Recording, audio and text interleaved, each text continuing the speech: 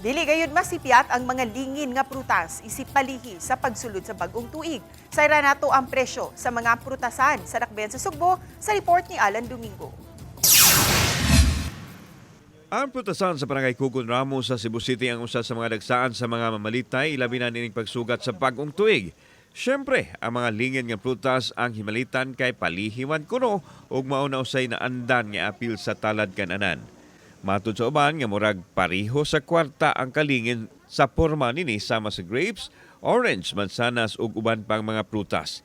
Pwedeng kinilo ug pwede usab nga package na sa 13 kamatang sa prutas kay makadaginot sa presyo.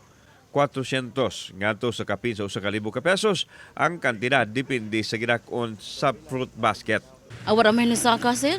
Wag hapon. Mm. O diretas mga presyo pila may unsa may kinamahalan o kinabaratuhan nato.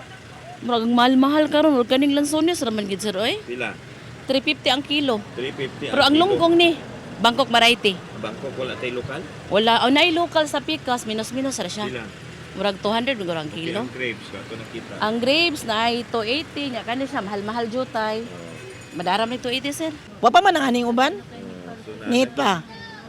Oh, wa pa man ang aning mutasa ka sila ron. alang sa mga namalit, dili lang palihi kung dili kabahin as kultura nga adunay iandam nga mga prutas kung adunay okasyon sama sa New Year celebration.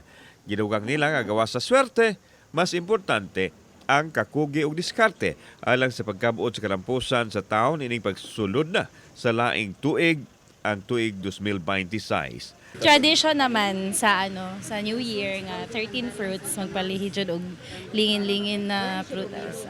Kauban si Clover Lumayag, ako si Alan Domingo. Balitang Bisdak.